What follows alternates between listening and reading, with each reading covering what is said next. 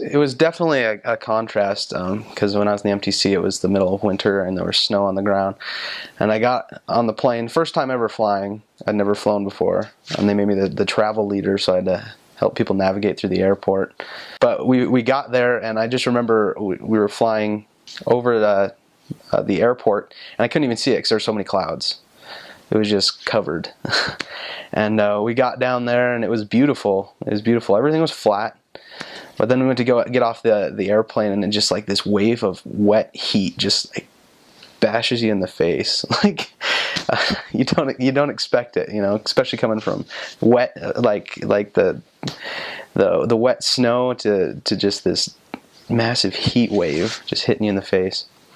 But my first day, I was just kind of it wasn't real. It was surreal. Like I was just deer in the headlights on everything, and just couldn't, like, everything was so foreign. It's completely different from Utah.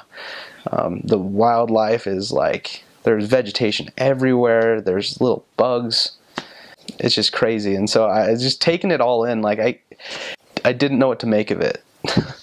But I got there, and I talked to the other elders and the mission president, and they seemed pretty cool. I got my first trainer, I guess my only trainer. I got my trainer, and it turns out he actually lived like 30 miles away from my hometown in Idaho, and he actually knew like some of my cousins and one of my friend's brothers and things. So that was kind of cool. But he was awesome. I lucked out on my trainer. And first thing he did, of course, was take me out to go knocking on some doors. And I remember he kind of threw me under the bus a little bit. I suppose everyone's trainer does that, where he knocks a couple doors and does the approach, and then he's like, "Okay, it's your turn. Go ahead." And I bombed horribly. So I don't even remember what I said, but I'm pretty sure it's a good thing I don't remember. But one funny story about that day was the very last house we knocked. I remember we'd done the whole street, and we were getting ready to leave, and I was like, "Oh, we have this one last house to do." And he was like, "Oh yeah, we missed it." So we went and knocked on it, and there was this very angry lady. And she just like yelled at us and told us she had a heart condition. And first of all, I was like, well, if you have a heart condition, you need to calm down. But so she actually pushed my companion off of her porch. Yeah, so that was a new experience for me. My first area was Clearwater, and that's actually the headquarters of the Scientologist church. And so they own a lot of downtown. They have a bunch of hotels and things down there. And so it was interesting because we'd go knock on people's doors, and the first thing they would say is, "Are you Jehovah's Witnesses?" And we'd say, "No, we're not Jehovah's Witnesses." And then they'd be like, "Are you Scientologists?" Because apparently they proselyte too. And then we say no, and then they just kind of they almost got relieved. They'd be like, "Oh, you must be Mormons then." Okay. They'd still, a lot of times they'd still close the door, but they'd be a little more nice about it, I guess. But people would think we were Scientologists all the time.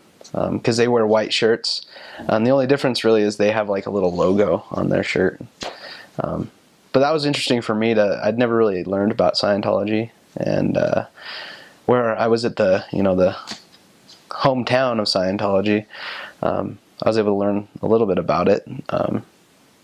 I met quite a few Scientologists, and they were usually pretty nice. They actually were pretty interested in what we had to say. Actually, met a few people that just grew up Scientologists. Like, I didn't know it was old enough for that. But yeah, it was definitely different. Because you go into the MTC and they teach you how to teach people, that are from different denominations of Christianity, or maybe even like Islam or something. They'll mention that, but no one ever said anything about preaching to like a Scientologist, and so I didn't even know where to go with it, because they don't really have like the whole issue of if there's a God is kind of up in the air. I guess you can believe in any sort of God that you want, and I guess it can be incorporated in there. But really interesting stuff. There's actually some members that were used to be in the Scientologist church, and they had all the books, and they would tell us about it, and really interesting stuff. As far as other religions down there, there's a lot of there's a lot of different ones, like ridiculous amounts of churches. One thing like me and my companion would do in this one area that we were in was we'd try to find these ridiculously long names of churches, and we would take pictures of the signs, because it was like there were so many churches they were running out of names. They'd just keep adding more and more words. And I think the best one I found was the Holy Ghost Church of God Purchased with His Blood Incorporated. That was, and it was like 3 lines on the sign for the whole name. But yeah, it was actually cool. In my mission, the mission president was really cool about letting us go to other churches and see what they were like. And so I got to go to some of the AME churches, the African Methodist Episcopal churches. Those are really cool. They like to sing a lot, and they have the Black Jesus picture up. And actually, I went to some of their Bible studies, and they actually taught me some cool stuff about the Old Testament I didn't know. So you can really benefit from other perspectives. But another big one down there is just Baptists, just any sort of Baptist. They're there. Actually, in one of my areas, we got to be good friends with a Catholic priest in the area, as we'd go around all these neighborhoods, and we'd knock on people's doors, and they would say, "Hey, we go over at St. Agnes, this big Catholic church, this beautiful church," and that was pretty much, they would use that as their reason for not talking to us. Oh, we go to a church. And so we decided we're going to go to this church. And so we actually started going every Saturday. We'd go. We did it for about 6 to 8 weeks.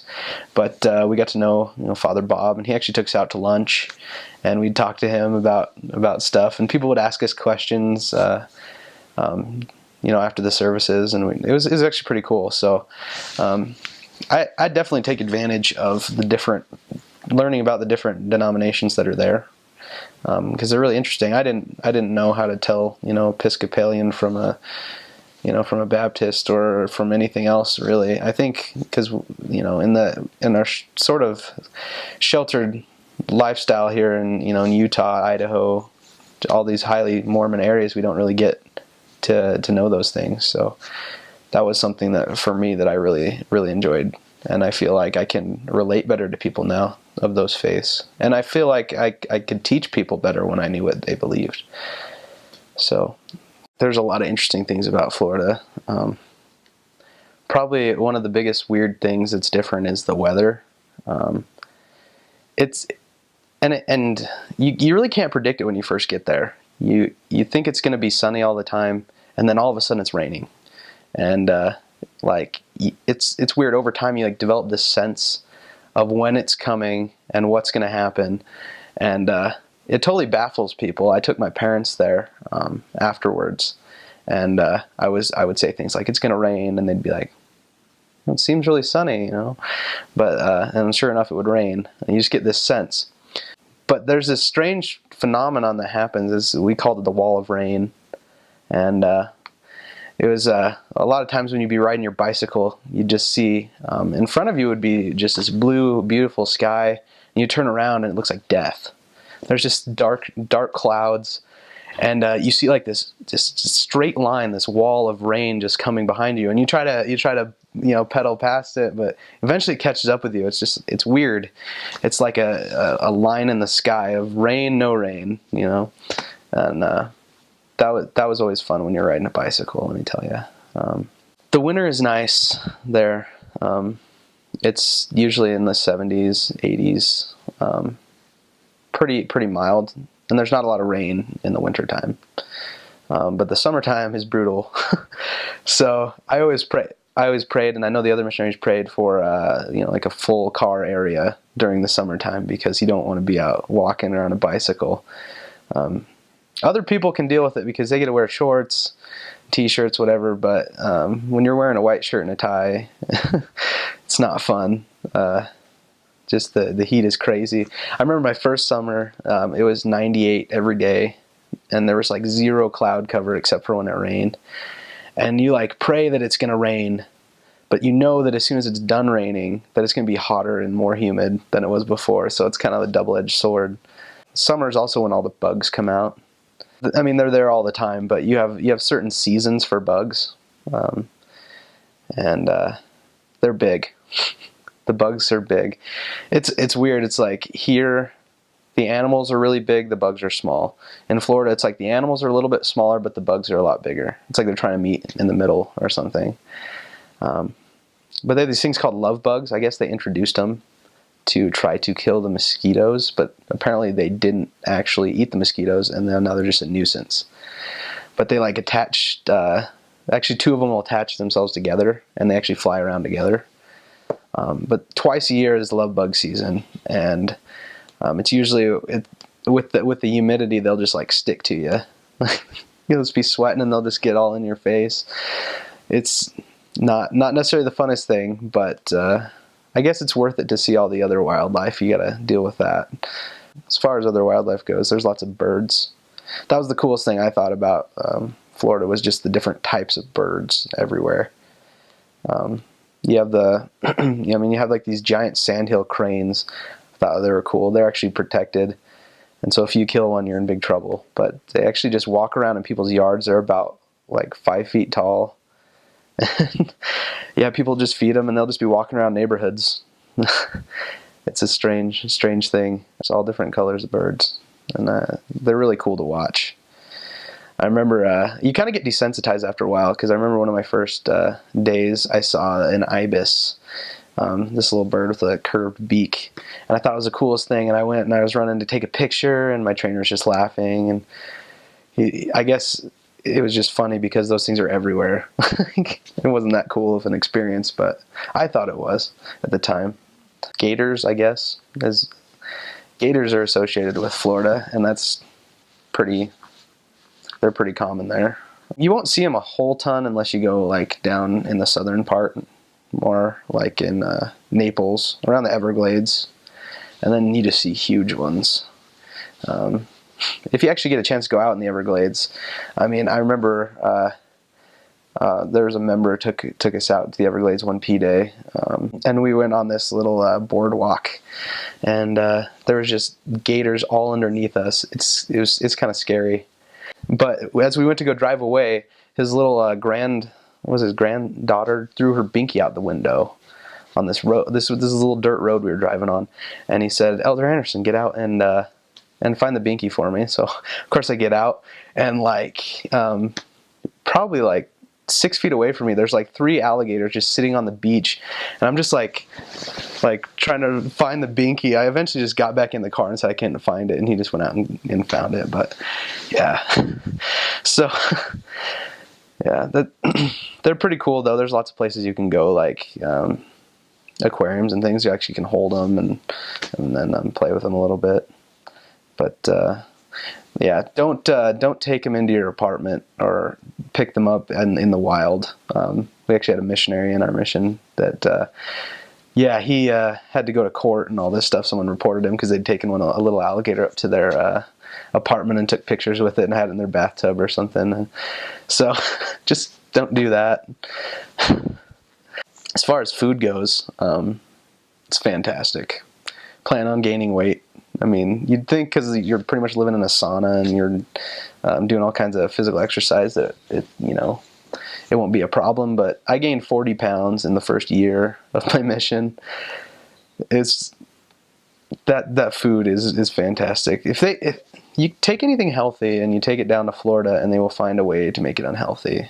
Like, sure, we're eating vegetables, but they're either dipped in batter and fried or candied. We got a bunch of sugar all over them.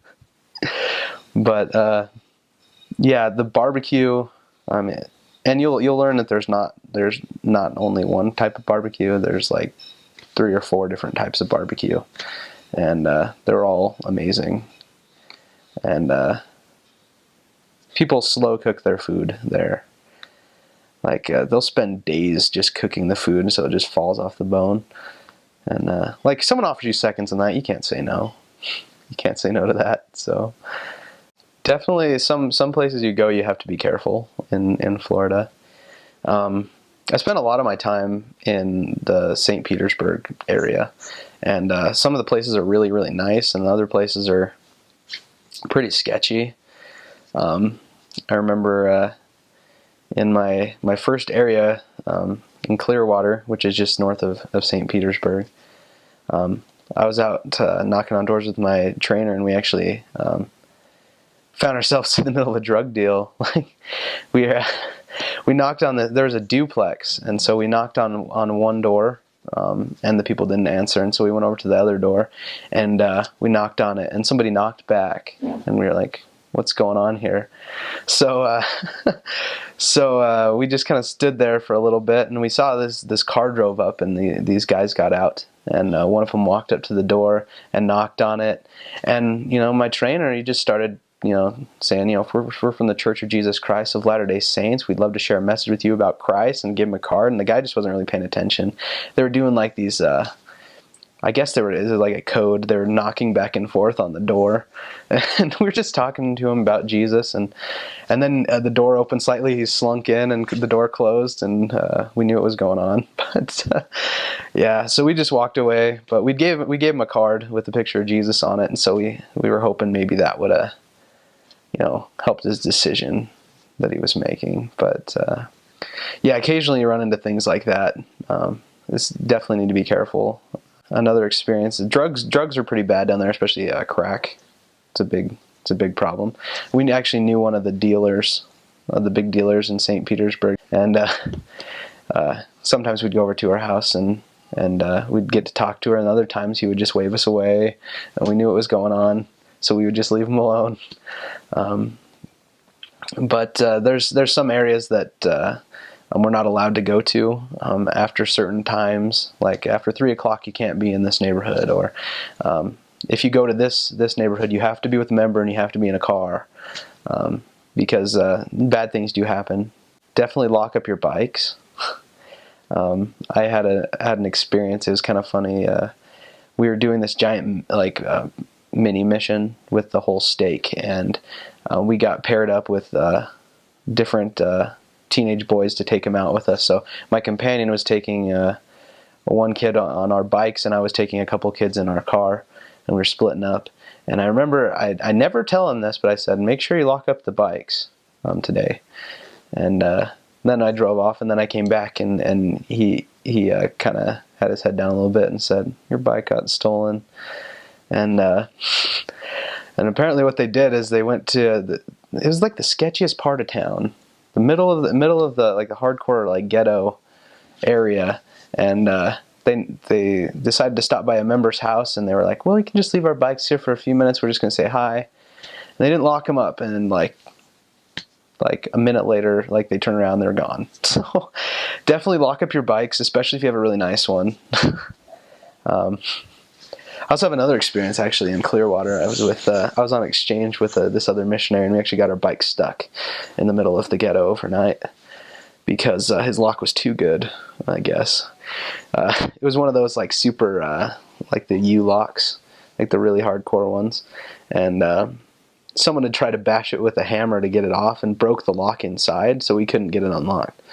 So we actually had to have a guy come out, and he used like 2 diamond blades before he could get it off with his grinder. But yeah, that was another funny experience.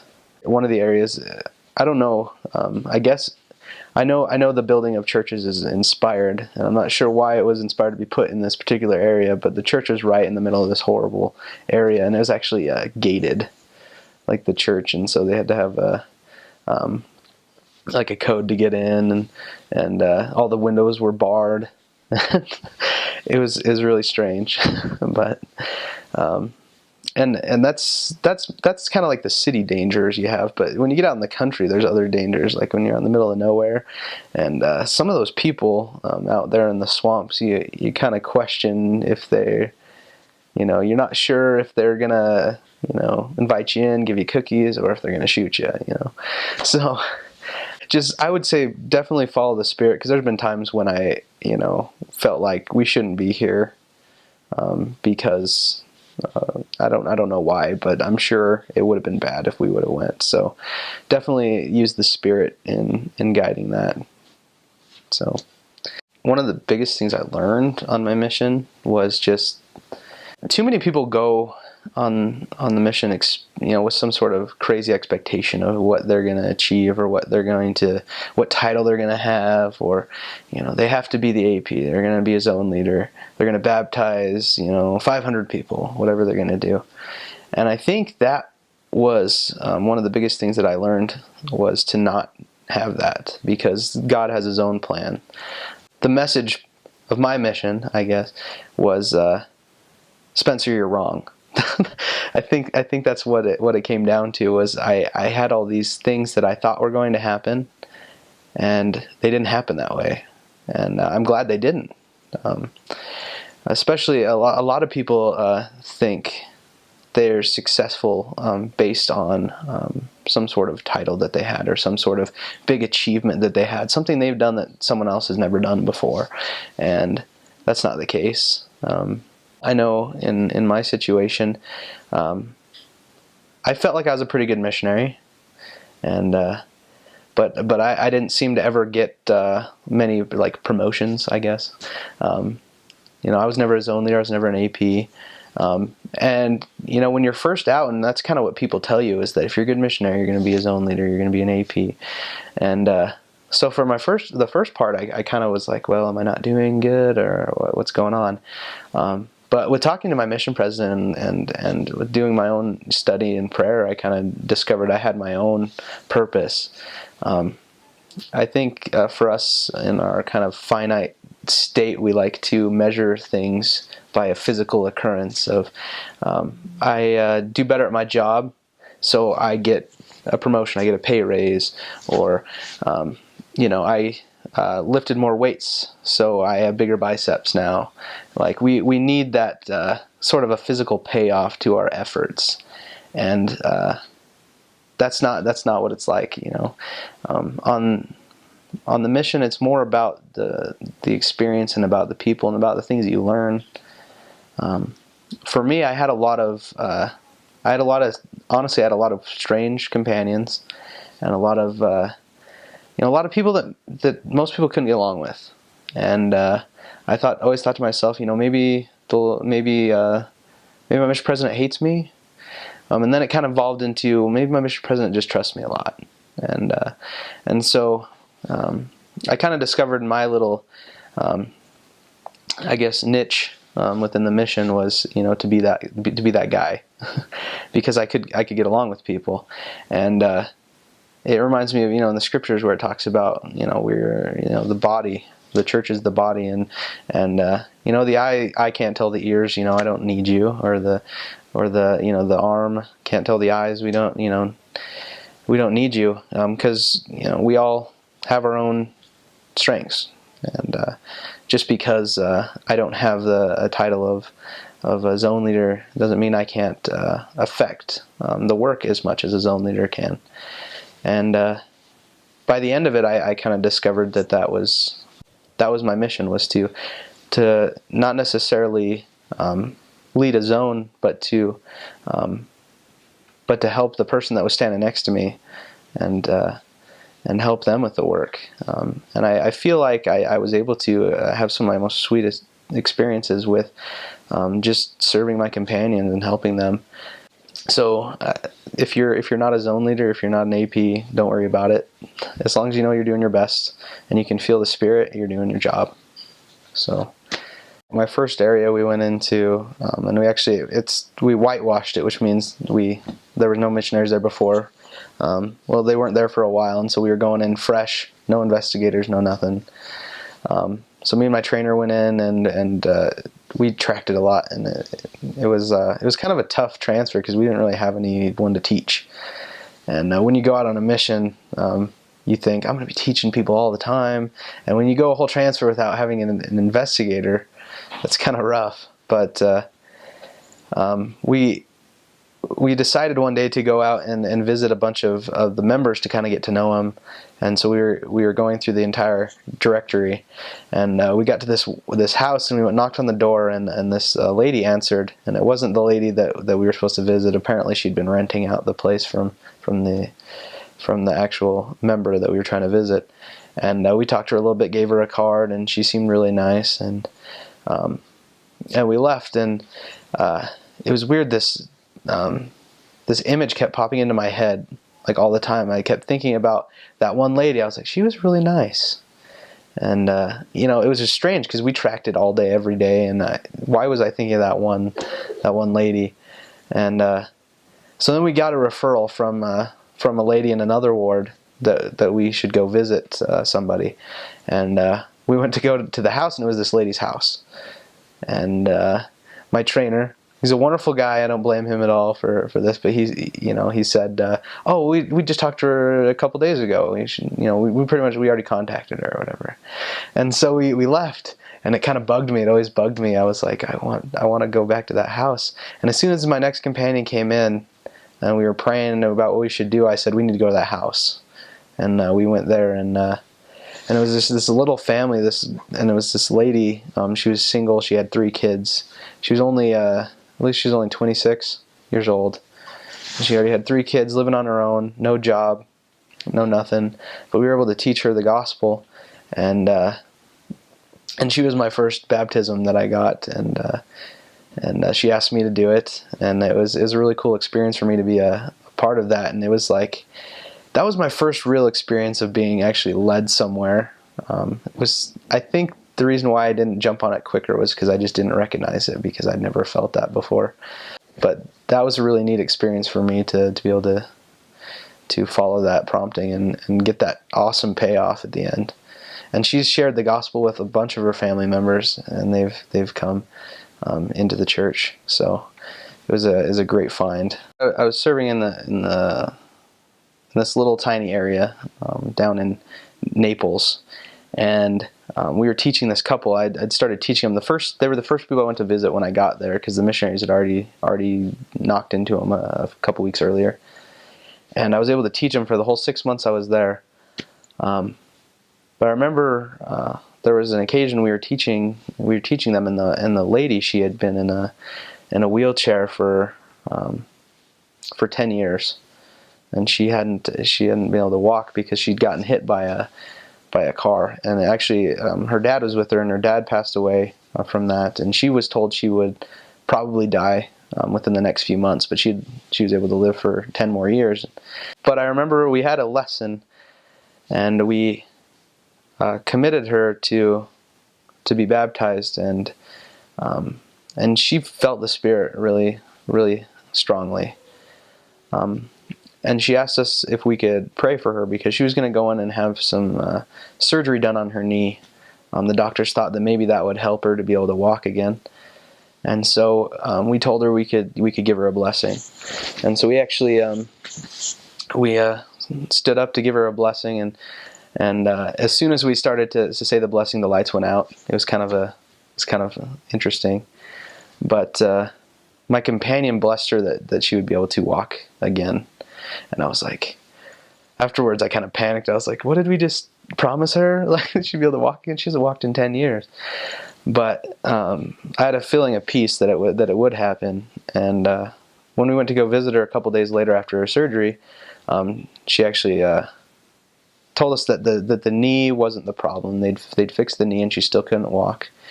But the doctor, I guess, had never thought it might actually have to do with her spine. And so he gave her a shot in her spine, and she stood up and she walked. First time in 10 years. And so that to me was a big testimony of the priesthood, actually. And that was she never got baptized, which kind of killed me, because that was an amazing experience. But I definitely got a testimony of the priesthood on my mission, and I was able to bless lots of people. And that was one of my favorite things to do. I mean, it was almost like I'd go into a lesson hoping that I could find some way to sprinkle that in there, because I wanted to help people, and I knew that it worked. And after that, how can you not know that it works? So, in my last area that I was in, I was able to teach this guy. He'd been in prison for 10 years before that, and I think he went in when he was 17 or 18, and but I was able to talk to him, and his wife was a less active member, and we were able to go over to their house and teach them a little bit. He was kind of one of those guys that's like kind of little bit hardened and, kind of tough. And he was kind of hard to get through to. He wouldn't let us necessarily teach a lesson every time we went over there, but we were able to go and get to know him a little bit better. And I was only there for 3 months, but by the time I was done, he was coming to church every week, and I was able actually to see. I was there when his daughter was born, which was cool because his wife is a diabetic and they'd had issues, before, and it was kind of a miracle that he had the baby. But it was kind of interesting to see how this guy who had this crazy kind of checkered past, and how he could love someone so much that he wanted to give up his smoking and drinking and all these things for her, and he wanted the church to be a part of her life because he saw that it was a beautiful thing, that it could help families. And I talked to him not too long ago. He's still going to church. It's been quite a while, and he'll probably be a little bit longer. But it was amazing to see the transformation in him, just from the first time I got there to when I was done. And a few months after after I got home, I went to a semester of school, and then I was able to go with my parents to go visit him. And we showed up to his house right as missionaries were there, and I was able to teach a lesson with him. And I think that's the sweetest experience of going on a mission, was my ability to go back and see what happened after that. It made the whole 2 years worth it, just to go back and see the people's lives I was able to touch, and how people were doing. And he was still going strong, and their baby was doing great. And it was kind of cool because I felt like I was kind of part of their little family there. And that's the amazing thing about a mission, is that it brings you into so many different families. And I think it was harder to come home than it was to go out there in the first place. So when I got called on my mission to Florida, I didn't really know what to expect. You kind of always have these dreams of going to some faraway place. We're gonna, hang out on an island with some natives, or something of that nature. But I'm glad I got called where I did. I didn't get to, experience, learning another language. I didn't get to experience, necessarily another culture, but I was able to have the experiences that I needed in order to build the person that I am now. And I know that I was there to help certain people, and to accomplish certain tasks that the Lord had for me. And if you get called to that mission, you're lucky. It's definitely a foreign place. The people are completely different. They're strange. They're a little bit crazy, but they're sincere, and they're wonderful. And the saints that I met while I was there are true saints of God. They wanted to be there at church every Sunday. They wanted to fulfill their callings. They wanted to help the other members around them. They wanted to bring people in.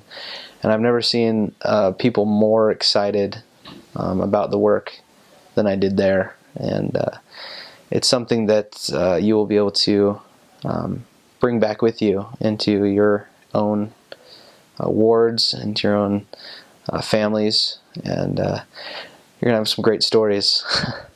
But I have a testimony that God places you where you need to go. I have a testimony that He is in charge, and that He loves all of His children. And I pray that you'll discover the good in everyone, because it's always there, especially your companions. Those that struggle in keeping the rules and with interacting with people, they are the ones that need your help most. And I testify of that, and I testify of Christ and of His gospel and of the Book of Mormon and the power that it has. And I know that you're going to have a great time in the Florida Tampa Mission, and it will be an experience that you will never forget. It was amazing, because I was in the MTC for a little while, and you got to see all these elders preparing to go on missions. And I remember meeting elders that have been in the MTC for like 2 weeks, and I was like, man, they're so good. They're veterans, And even though we all were new to missionary work, once I got on the plane and I got to Florida, I remember getting off the plane and then just feeling the air. It was palpable, and it was moist, and I was just so excited. And all those elders and sisters that are with me, we were just, really excited, nervous, because this is something that was new to us all. We've heard about missions and what we were supposed to do, and one thing that we all had in common is that we heard that a mission was not an easy thing. However, it was something that was worth it. And, our motivations were very similar in terms of our love for God, our love for our Father, obviously our love for God, our love for the Savior, and doing His work. So, it was really exciting, and it was such a blessing to know that I was where my Father in heaven wanted me to be. I was where I was supposed to be, doing what I was supposed to be doing. And that's one of the biggest blessings that I've had in my life, is to have that feeling. And that's not a feeling that you have all the time. A lot of time we go through life and we walk by faith. As Christians, as Latter-day Saints, we walk by faith. But to have that perfect knowledge of knowing, wow, this is exactly what I'm supposed to be doing, that's what I had when I served my mission. I think what's different about the Florida Tampa Mission, or being even in the southern states, is that, yes, most of the people have a belief in God. However, most of the people also say, oh, I belong to this church, or I belong to that church. I'm like, oh, great. Like, they all claim that they belong to a church. And then, well, when do you go? When's the last time you went? And some would say, well, I go every Sunday. And others would be like, well, I haven't been in about 10 years. But that's still my church, What was really neat, as even though a lot of times we talk with people and they say, oh, well, we're not interested, the people were so good down there that you could still share and bear testimony with them, and they could bear and share testimony with you, and we could leave, being brothers and sisters in Christ, and being edified, So that was really special in the Florida Tampa Mission. And a lot of times we made friendships where we were able to come back and revisit and even make progress towards them understanding, what we're trying to share. We're not trying to take away anything that they have or take away anything from their belief in Christ, but to strengthen that belief in the Savior and love for Him. And as they understood that, our love for them grew, their love for us grew, and good things happened. I definitely would have used the members more.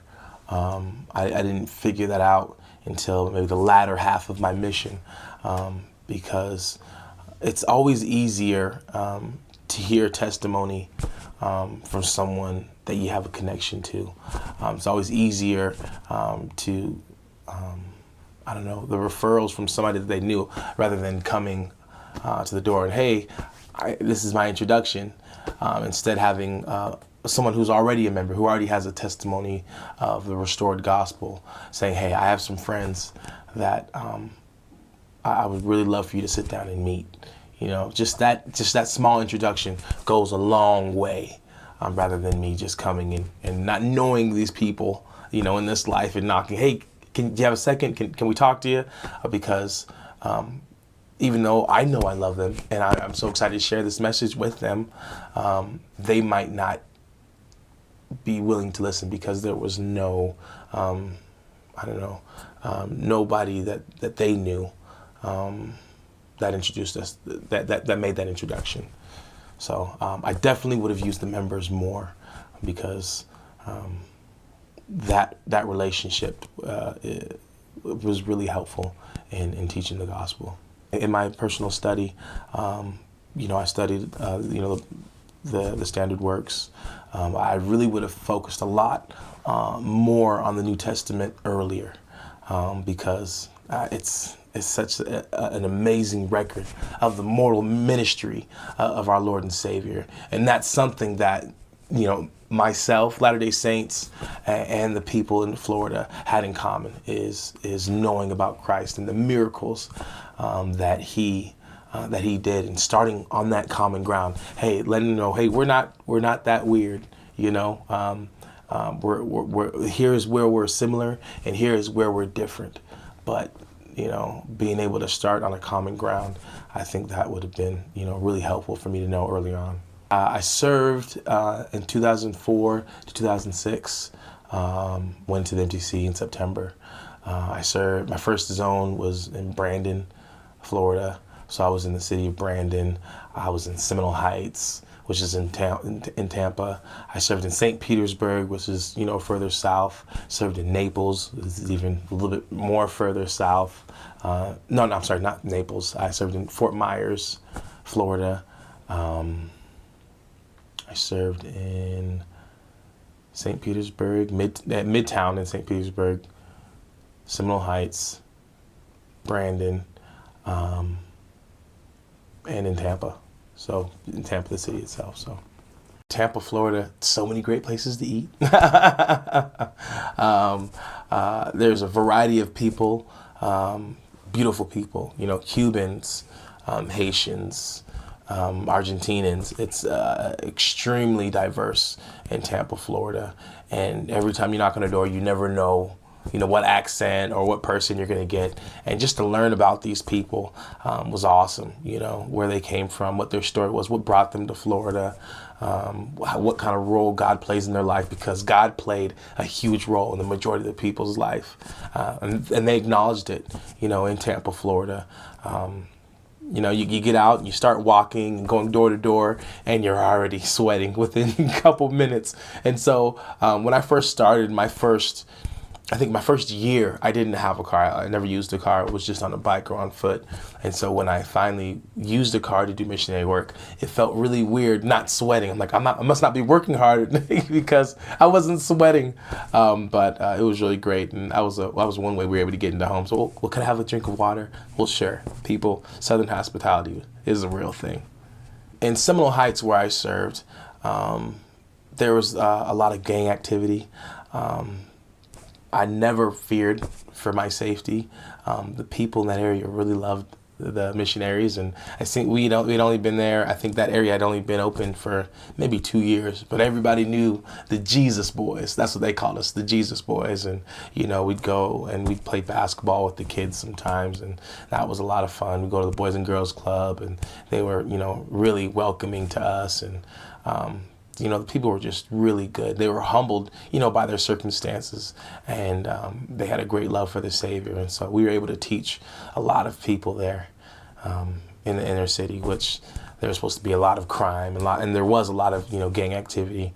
However, I've never felt so loved by people in an area. I mean, it's beautiful in Tampa. And unfortunately, as a missionary, you can't experience the things like the beaches or go watch the dolphins that are so close to the beaches. They had a lot of parades. It's a really happening city, especially in the summer. And so when there's a lot of tourists and people from a lot of different areas, so you get to meet a lot of people that are just there for maybe a weekend or for a week. But Tampa is definitely a special place. It's okay to be weird when you get home. Keep it. Hold on to it. Because the scriptures say the Lord will have a peculiar people. You just spent 2 years full-time focusing on the Savior and his life and serving. So you have started to become your best self. Don't be quick to shake that off. Continue to do your study. Continue to reach out to people and to incorporate the gospel in your daily conversations. That's okay. It's all right. You're not weird. The work doesn't stop when you come home. It only continues. It only gives you more opportunities. I think there's so much more that I can do as a member without a tag, than what I could do with a tag. So the work should carry on through you. It should be seen in your everyday life. And hold on to that return missionary weirdness. because that's how the Lord would have it. I was in Midtown in St. Petersburg, and predominantly black area. And it's funny because me and my companion from Zimbabwe, Mukwandiza, he was with me, and we were, going door to door talking to people, and one lady said, "Hey, what are you guys selling?" I said, "We're not selling anything. We're missionaries for the Church of Jesus Christ of Latter-day Saints." And she said, "Mormons?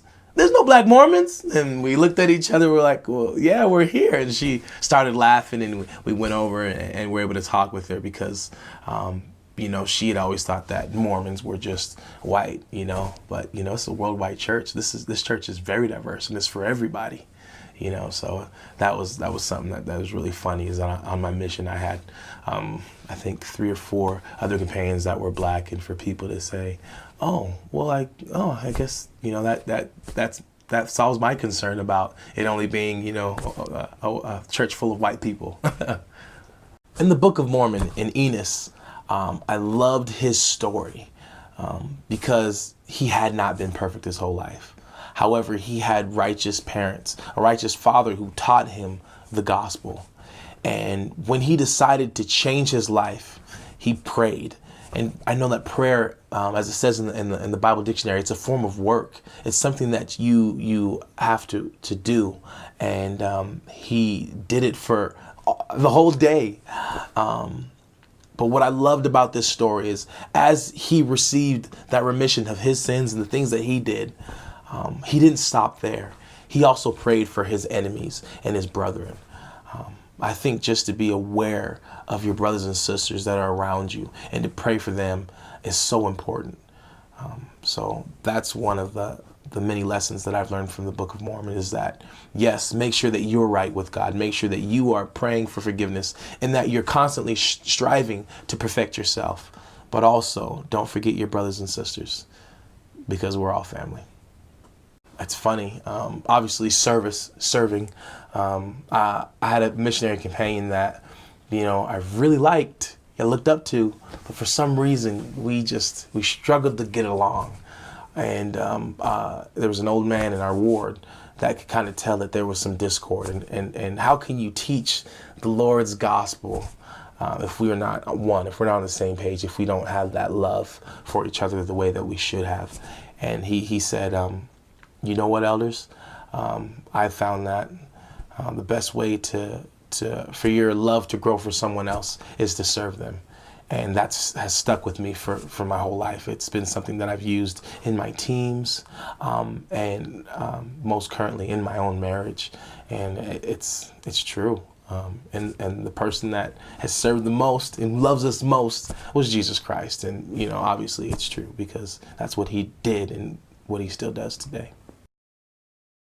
Cuban sandwiches. Those were delicious. And they were like these sandwiches with, their cheeses, their meats, and then you put them in some kind of machine and they just press them so the cheese is melted. The bread is delicious on a special Cuban bread. I love Cuban sandwiches. Also, there's this place called Taco Ceviche. It was out of a truck, but it was the best Spanish food or Mexican food that I've ever had. We'd always go there every time our allotment for our money came in. We would go to Taco Ceviche on our lunch break, and it was delicious. They knew us really well there. I haven't had really too many crazy foods.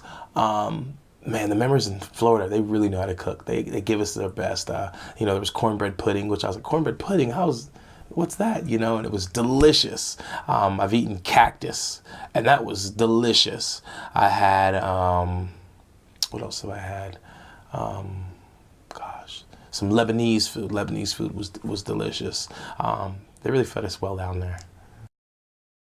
I saw alligators on the side of the road. I walked right by an alligator in a ditch, and I didn't know until I turned back and I saw about maybe an 8 or 9 foot alligator who could have just grabbed my leg, when I walked by, but I didn't see it. So there are a lot of alligators there. I ate alligator, and it was delicious. It was like a chicken and fish type mix. I ate frog legs, so I never thought I'd eat alligator or frog legs, but I did, and I loved it. It was great. Every day in the summer around 3 o'clock, we'd hear and we could see the wall of rain coming towards us. So we'd always try to take our lunch around that time, and we'd book it to either a member's house or to our apartment. But without fail, around 3 o'clock in summer, it would rain and it would drench us. So we'd have to come back and we'd change clothes, and then after 20 minutes or so, it would pass and we'd go back out. But super humid, which was great for our skin. And if we got really, hot, we were able to cool down a little bit. One time in our mini outings where we'd play with the youth in Seminole Heights, we saw, some young men talking. Their voices started to get, louder and louder. And from what we could take is there's a young man from another neighborhood. And they kept calling him Chico because he was, I don't know where he was from, but I think he might have been half black, half Mexican, or from Puerto Rico, or anyway, he came over and he wanted to fight somebody in another neighborhood. And that's not something that you do. You don't leave your neighborhood and go by yourself to confront somebody in another neighborhood, because in that neighborhood, they're all together. And so as he was getting loud, the next thing I know, somebody came from the side of him and then punched him. And another person came from the side, punched him, kicked him. He's on the floor. And like maybe 10 kids are just jumping on him, stomping on him. And, we were yelling, "Hey guys, get off him. Hey, we think the police might be coming." And, after a very long 15, 20 seconds, they got off him and, he stumbled off. And that was really intense, in that neighborhood. I'd never seen anything like that. You just heard about it. But for that to happen in front of us, it was really sad to see, to see that happen. One hard experience is, as we get to know these people and we love these people and gain a relationship with them, there was this young man named Wes. And Wes was progressing. He was coming to church. He had quit smoking. And then we hadn't seen him for a while. He wouldn't answer his door. We knew he was inside. He wouldn't answer his door. But we'd still come back, maybe once every couple of days to check on him, leave messages on the answering machine. And, one day we came knocking on the door, and, he left the Book of Mormon that we had given him in a bag and just left it on the doorstep. And that was really hard for me because I could see his life changing and his demeanor. And just things were going better for him. He was happier. And I don't know what happened. I don't know the explanation, obviously. Something working against him.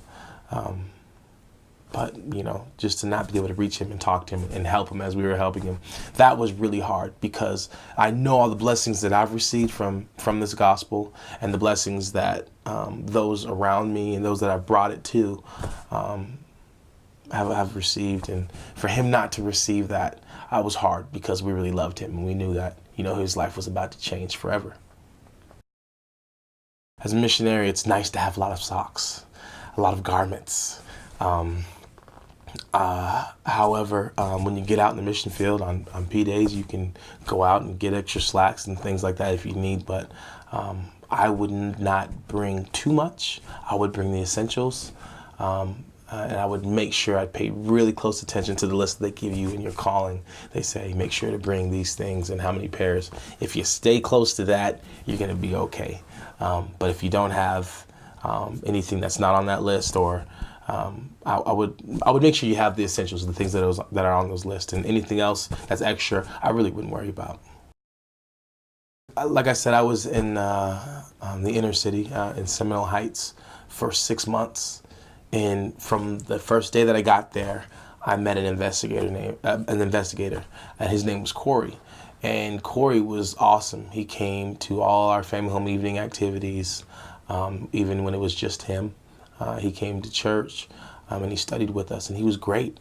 But we just could not get him to commit to being baptized. And fortunately, a lot of members fellowshipped him. And the last Sunday that I was there, we were able to baptize him in the morning and then confirm him at church. So that was really special for me to see that myself and to have been a part of that and that change in his life. My mission really set the tone for me in my life. Because of my mission and being able to focus on the gospel of Jesus Christ for 2 years, I've solidified that testimony that I need from me and my family. I know that a mission is something that your Father in heaven wants you to do. I know it's something that he wanted me to do. And because of my mission, I can fully understand the importance of the restored gospel, of the priesthood, and the blessings that come from being a member of this church. I could do nothing but rejoice and thank God for that opportunity. That mission call is not just randomly selected. That is your mission call, your call from our Father in heaven. And he knows you perfectly. And he knows you. He knows that you specifically can reach a certain person or persons in the area that you're to serve. So no matter where you're going, just know that that's where you're supposed to be.